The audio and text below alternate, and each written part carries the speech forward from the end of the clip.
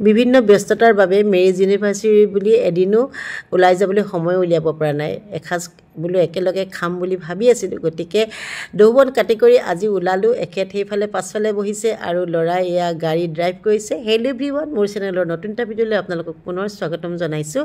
আপোনালোকে গম পাইছে 7 জুলাইত মোৰ মেৰিজ ইউনিভাৰ্চিটি হৈ গ'ল আৰু ল'ৰায়ো দিলে উপহাৰ, এখেতেও দিলে উপহাৰ, কিন্তু ছোৱালী এইবাৰ উপহাৰ দিয়া নাই দেই ইউনিভাৰ্চিটি বুলি। আৰু বাপেক পুতেকক এসাঁজ খুৱাম বুলি মই কথা দিছিলোঁ যে বাহিৰত এসাঁজ খুৱাম, আৰু ব্যস্ততাৰ কাৰণে ওলাই যাবই পৰা নাই। যি কি নহওক বাৰু, এই শাড়ীখন কিন্তু মোক ছোৱালীয়ে দিছিলে। কেনেকুৱা লাগিছে জনাবচোন। বহুত বেছি গৰম, তথাপিতো ল'ৰাই কামোৰ দি আছে বোলে, গিফ্ট চিফ্ট লৈ বহি আছে, আমাক খুৱাম বুলি কৈ খোৱা নাই। গতিকে আৰু উপায় নাই, গৰমৰ মাজতে যাবলৈ ওলাইছোঁ। ক'ত যাওঁ কি কৰোঁ সকলোখিনি আপোনালোকক দেখুৱাম। আৰু এয়া মেকআপ কৰিবলৈ লৈছোঁ দেই, ইমান বেছি গৰম, কি মেকআপ কৰিব। অকণমান পাউডাৰকৈ সানি লৈছোঁ ক্ৰীমৰ ওপৰত, আৰু ফাউণ্ডেশ্যন লগোৱা নাই আৰু দেই ৰাইজ। এনেকুৱা গৰম, মই মানে ইমান ঘামো নহয়, ঘামতে চব গুচিয়ে যায়। আৰু এয়া কেনেকুৱা লাগিছে জনাবচোন দেই। কম্বিনেশ্যনটো মানে মই মিলাই লৈছোঁ খুব ধুনীয়াকৈ। আমাৰ 4জনী ছোৱালীৰ ভিতৰত মই 3 নম্বৰ, আৰু আটাইতকৈ দেখিবলৈ বেয়া বোধ কৰোঁ ময়ে। আৰু মই ক'লা মলা একদম মানে কিবা আছিলোঁ দেই, কেকেৰীয়া শিঙি মাছ বুলি কয় মোক আগতে। আৰু সেই ছোৱালীজনীয়ে কেতিয়ানো ইমান ষ্টাইল কৰিবলৈ ল'লোঁ, মানে ভাবিলে এতিয়া আচৰিত লাগে। এইবিলাক ক্ষেত্ৰত অৱশ্যে ছোৱালীও অৰিহণা নথকা নহয়। তাই সৰুৰ পৰাই কয়, মা অকণমান ষ্টাইল কৰিবা, এইটো পিন্ধিবা সেইটো পিন্ধিবা, ডাঙৰ ফুলি পিন্ধিবা। তাই মানে খুব ভাল পায় দেই এইবিলাক কৰি পেলাই। গতিকে তাই অনুপ্ৰেৰণাতে মই এনেকুৱা ষ্টাইলিছ হৈ গ'লোঁ। আৰু 4জনী ছোৱালীৰ ভিতৰত মানে যিহেতু মই 3 নম্বৰ কৈছোঁৱেই, ল'ৰাই ইফালে মাতি আছে দেই। আৰু এই বেগটো মই গোৱাৰ পৰা লৈছিলোঁ, মিলিছেনে নাই জনাবচোন। গোটেইখিনি মিলাই ল'বলৈ চেষ্টা কৰিছোঁ।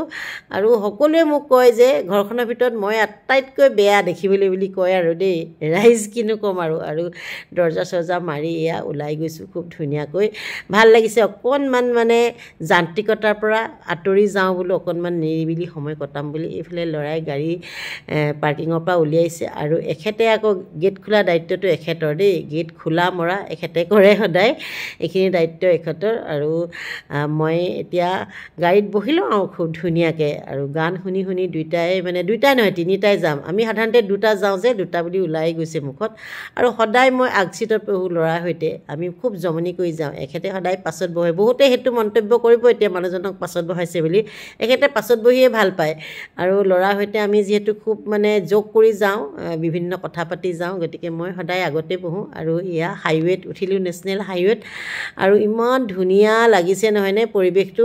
মানে যিহেতু দুপৰীয়া ওলাই গৈছোঁ, দুপৰীয়া ভাত খাম বুলি ওলাই গৈছিলোঁ, গতিকে যান জঁট অলপ কম, দেওবাৰো আছিলে সেইদিনাখন, সেইকাৰণে অলপ যান জঁটটো কম আছিলে। গতিকে এনেকৈ আৰু আমি 3ওটা গৈ আছোঁ, আৰু মেঘালয়ৰ ফালে যাম।